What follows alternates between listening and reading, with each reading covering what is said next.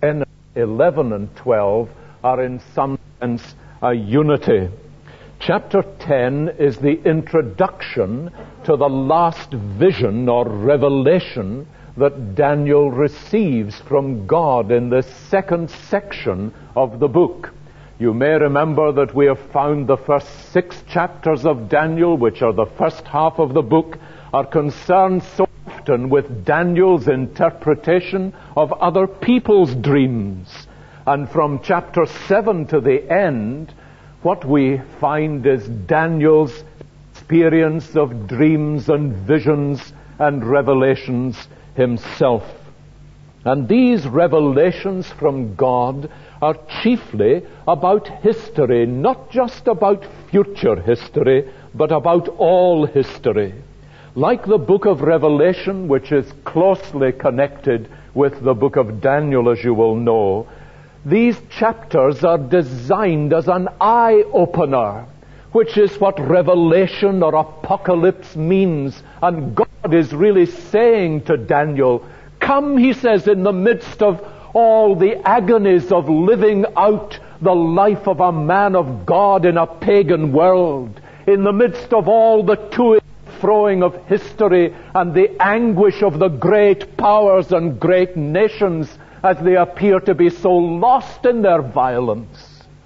Come and I will show you behind the scenes who really rules history, whose hand is ultimately in control of history, what the ultimate outcome of all history will be. And that is what Daniel sees in his visions. And here he is moving to the climax of this vision. And the last chapters of Daniel lead us into the last vision of the history of the world. Both Daniel in the Old Testament and John, the author of Revelation in the New Testament, as you know, are in exile. Daniel in Babylon, where he is learning to sing the Lord's song in a strange land. And John in Patmos, where he is led to a new understanding of the tribulation of God's people.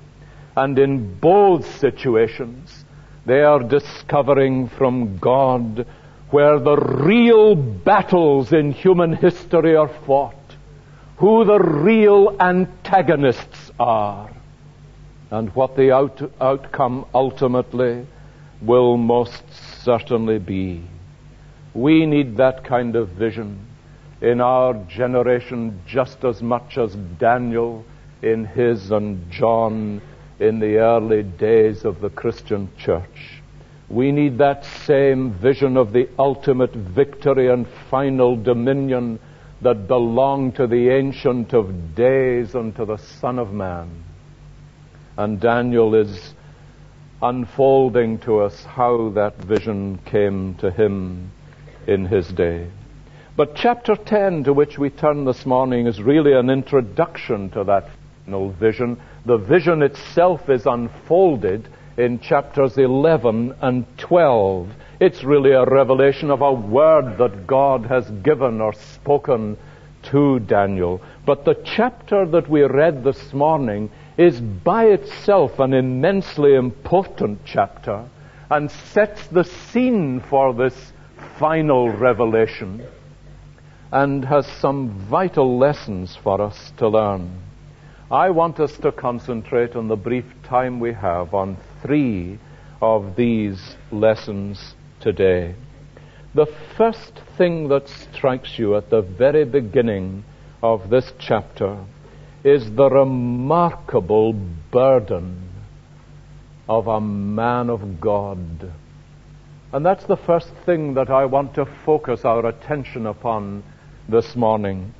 Do you notice in verses 2 and 3 how Daniel describes it? In those days I, Daniel, was mourning for 3 weeks. I ate no delicacies, no meat or wine entered my mouth, nor did I anoint myself, the evidence of joy, you know, the anointing oil.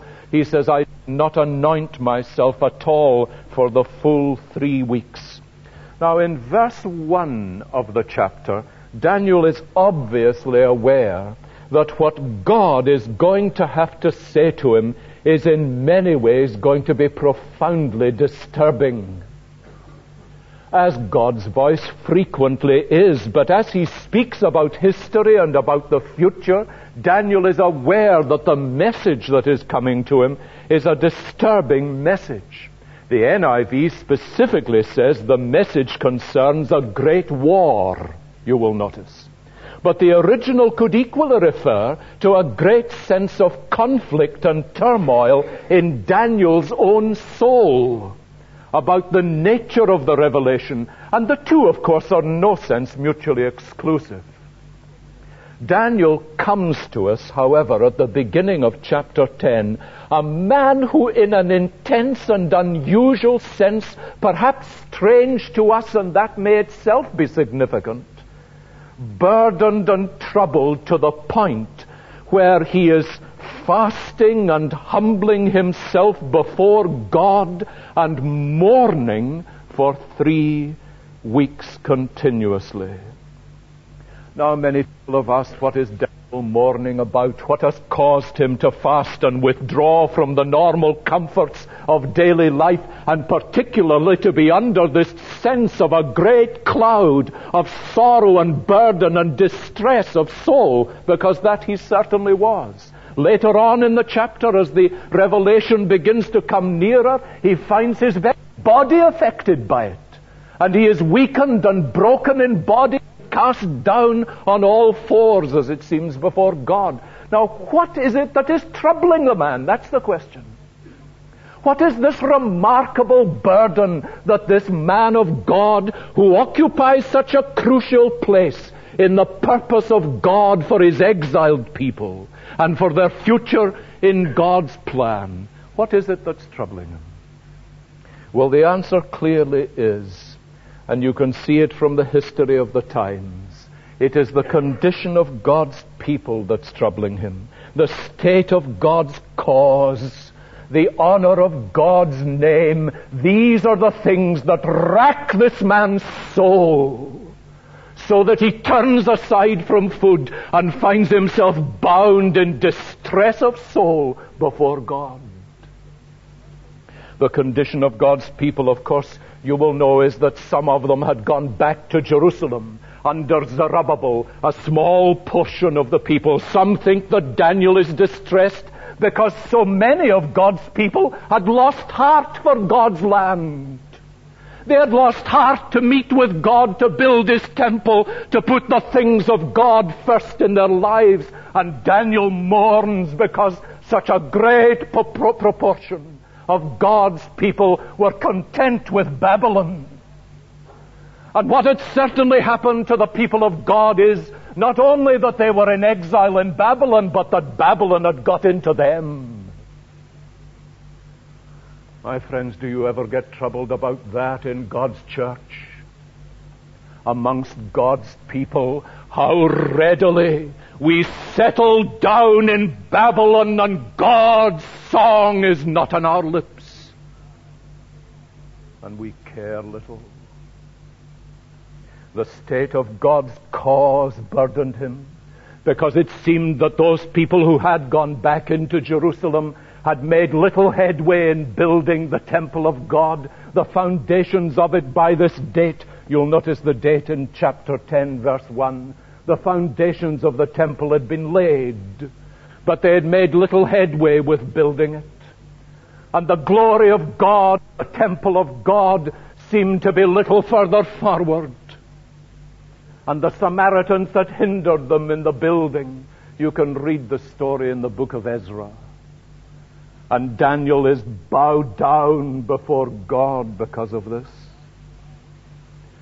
And the honor of God's name, which was the chief thing that Daniel's heart burdened him. Now, for that reason, he says, in these days I, Daniel, was mourning. For 3 weeks I fasted, turned aside from all the normal delicacies and delights of life. And my dear friends, we are bound to pause and ask ourselves, are these the things that affect us most deeply? What are the things that really touch your soul at the deepest level? What are the things that cause you to know some kind of disturbance and distress of spirit like Daniel? Have you ever really found your soul racked like Daniel because of the state of God's people?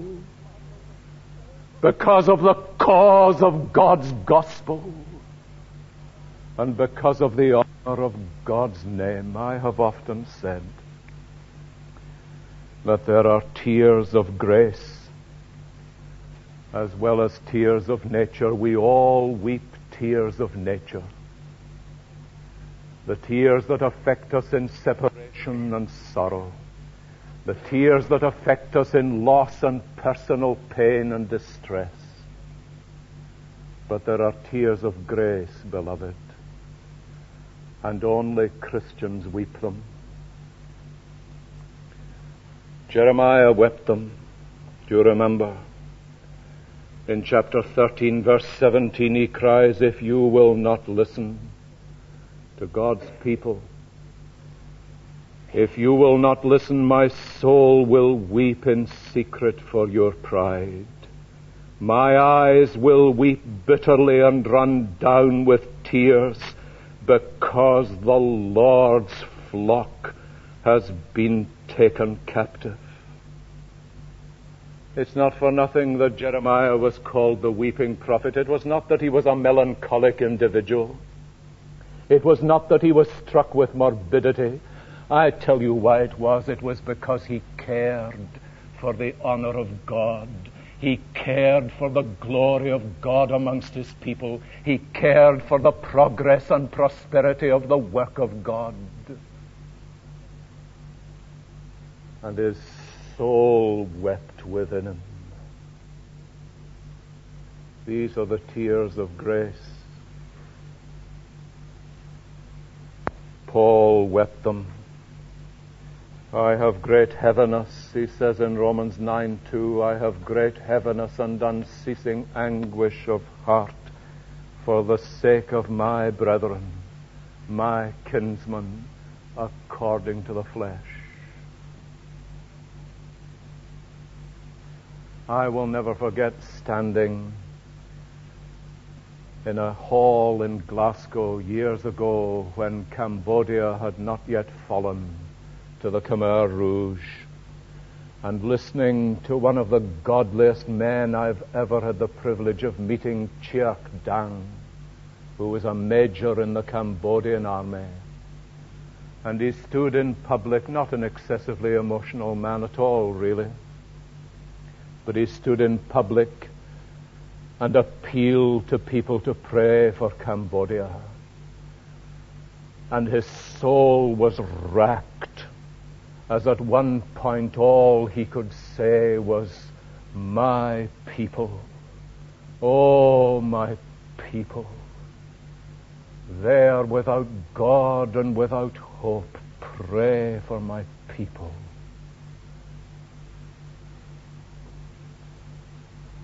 My dear friends, that's what the service of God is all about.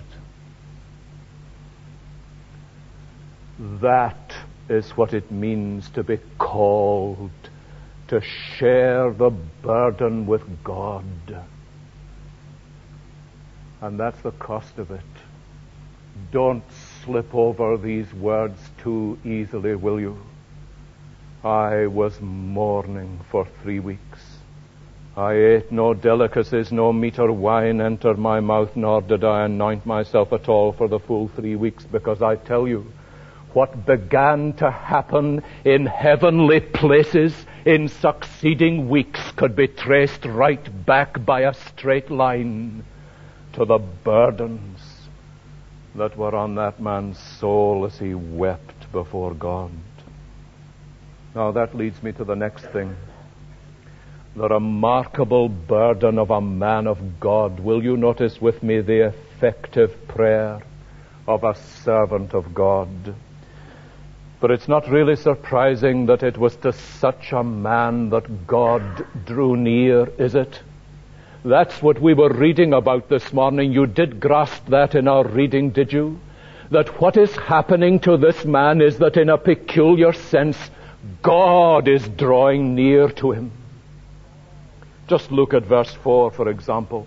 On the 24th day of the first month, I was standing on the bank of the great river, the Tigris. I lifted up my eyes and looked, and behold, a man clothed in linen, whose loins were girded with gold of Uphaz. His body was like beryl, his face like the appearance of lightning, his eyes like flaming torches, his arms and legs like the gleam of burnished bronze, and the sound of the words of his words like the noise of a multitude. Now it's often asked, who was this figure? Was this an angel who had come from God? Well, it might have been. Or could it have been that this is the appearance of the Lord of glory himself? Because if you take time this afternoon to read Ezekiel chapter 1 and Revelation chapter 1, you will discover an extraordinary similarity between this description of the angel figure who came upon Daniel and the glory of God in Ezekiel 1 and the presence of the Son of Man in heaven in Revelation 1. The descriptions almost match each other. And some have therefore said this is clearly the Son of God breaking through into the presence of his servant. And I think however we interpret it, that's the vital thing. The vital thing is here that this man who was burdened before God and entered into the kind of things that tore the heart of God as well as the heart of Daniel, suddenly the living God broke through from heaven, and the glory of God dawned on the man's soul.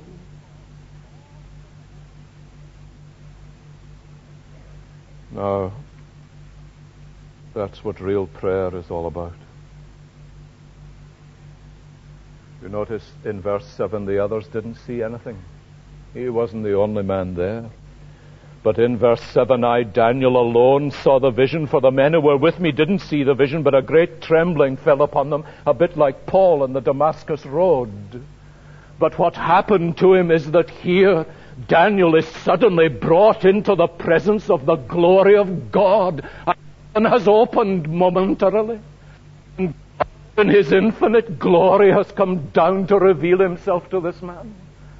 And I tell you, my friends, the reason that this is so strange to us is that so few of us really know what it is to wait on God like this. It's an extraordinary thing that we are strangers to this experience.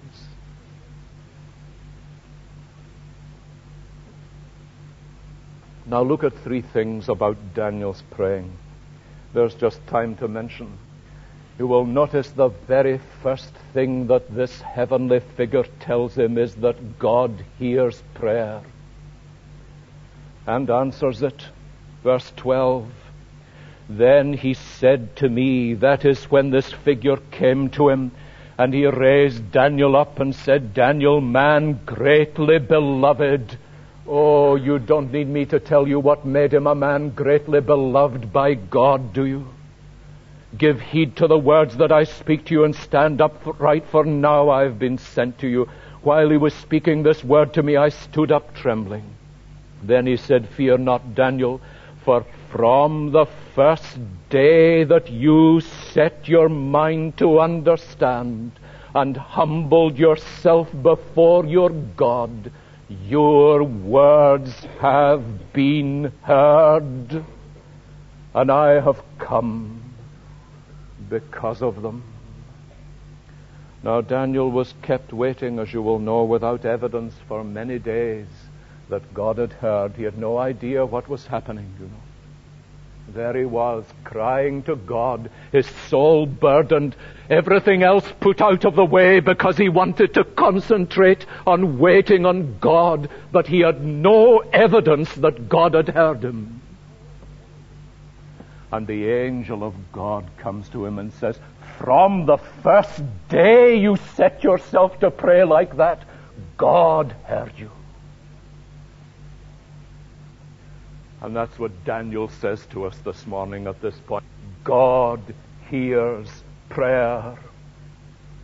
Now you dare not be misled by the devil's lie against that there is no answer, there is no one there is no point in it.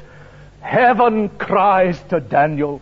God hears prayer, and heaven does that because they want Daniel to keep at it. And us as well. So God hears prayer. You notice the second thing here. Satan resists true prayer. Notice the strange thing that the heavenly figure says to him. Fear not, Daniel, for from the first day that you set your mind to understand and humble yourself before God, your words have been heard, and I have come because of your words. But, verse 13, the prince of the kingdom of Persia withstood me 21 days. That's the 3 weeks. But Michael, one of the chief princes, came to help me, so I left him there with the prince of the kingdom of Persia and came to make you understand what is to befall your people in the latter days. Who is the prince of Persia? Who withstood this divine messenger who came from the presence of God. And he says, I was held back by the prince of Persia. Who is? Well, now he is not a human figure, because the leader and monarch of Persia is always called the king of Persia, never the prince. But it's very clear from this and from what Daniel is going to hear from the angelic figure soon, that he is a spiritual prince, one of the spiritual rulers and principalities and powers of whom Paul speaks in Ephesians 6. Let me read to you some words of a great Lutheran commentator called Leupold. Bad angels, he said, called demons, in the New Testament are without a doubt referred to here. In the course of time, these demonic powers gained a very strong influence over certain nations and the government of these nations, hence the Prince of Persia. Behind the monarch of Persia, there is a controlling power. Perhaps the monarch is unaware of it. They used whatever resources they could muster to hamper God's work and thwart His purpose. We get a rare glimpse here behind the scenes of world history. There are spiritual forces at work far in excess of what men who disregard revelation would suppose. They struggle behind the struggles that are written on the pages of history. They explain the satanic evil that comes to light under the things that appear on the surface. Now, that's an important lesson for us to learn. That here what Daniel is seeing, you see, is that the real sphere and arena in which the battles are being fought out for the souls of men and within the history of the world is in the spiritual realm. And there's a lesson here for us, of course. When we engage in the Lord's work, my dear friends, doesn't matter how we engage in it or what sphere we are in it or how we are occupied, but let me tell you this. When we engage in the Lord's work, we are not really challenging simply people's wills to bow to Christ or people's intellects that they might be convinced of the truth. We are indeed not just challenging men at all. We are challenging the unseen powers of darkness. And the angel Michael, oh, that there were time to tell you a little more about Michael. You will remember where Michael comes. He comes twice in the New Testament, in Jude 9 and in Revelation 12. Michael, the archangel, did battle with the dragon and with his angels. But here you will see the significant thing is Michael comes to the aid of this heavenly messenger in dealing with the Prince of Persia. Now, Michael challenged the powers of darkness by his very name. His name means, who is God other than the Lord? And he, by his very name, is challenging the powers of darkness. But that's what we are doing when we are engaging in the service of God, and that's why the service of God involves us in costly warfare. If the service of God doesn't cost you anything, I say to you this morning, you're not really touching the real place where the battle is fought.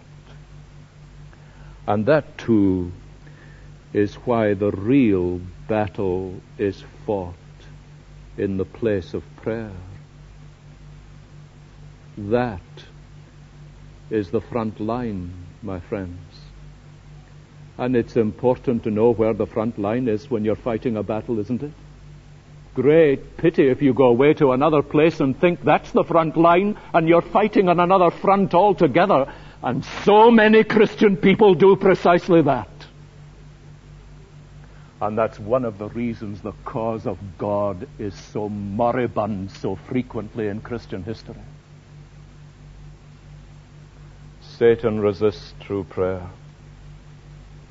Let me just turn you to the last thing I want to talk about, the remarkable burden of a man of God, the effective prayer of a servant of God. I am here, he says. Heaven has broken through because of the prayers of this man of God. He says, I am here because you have called. But you notice in the last place for Daniel, the transforming touch of the hand of God. Do you notice how often, 3 times over in fact in our reading, Daniel experiences the touch of God upon his life? It's a remarkable thing. In verse 10, verse 16, and verse 18, on each occasion he says, a hand touched me, or I was touched by one who had the likeness of the sons of men. In verse 10, he has a touch of encouragement from God. Behold, a hand touched me and set me trembling on my hands and knees, and he said to me, O Daniel, man greatly beloved. Then verse 12, fear not, for from the first day that you set your mind to understand, and so on, I have come now, he says, because of your words. He knew the touch of God upon his life as a touch of encouragement. Verse 16, he tells us he knew the touch of God as a touch of utterance upon his lips. Verse 16, behold, one in the likeness of the sons of men touched my lips. Then I opened my mouth and spoke. And when in the midst of entering into this kind of spiritual warfare, he found the very strength drained out of him, do you notice in verse 18, he has a touch of power.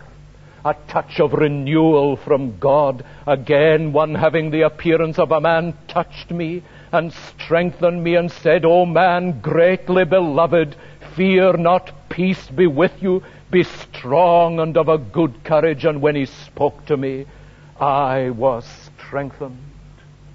Oh, do you see this? For the man who is ready to go God's way, to bear God's burden, to enter into the warfare at the level at which Daniel entered it. The touch of God is upon his life. And my brothers and sisters, that's what we need in our time, God knows. Men and women who have the touch of God upon their lives, upon whom the hand of God rests in this special sense, enabling, equipping, strengthening. And God will do that. God will do that. Oh, how he looks in the world of our day for men and women who will so be ready to hear him when he talks about where the real priorities lie, about where the real battles are fought, about where the real issues are decided. My brothers and sisters, that we might rise up to God this morning and say, by your grace, I will be that man or woman. I will live for such things as these. And in God's mercy, we will be drawn into the triumph of the Lord God omnipotent, with whom Daniel dealt. Oh, that he might find a people willing in the day of his power. Let us sing together as we close our worship.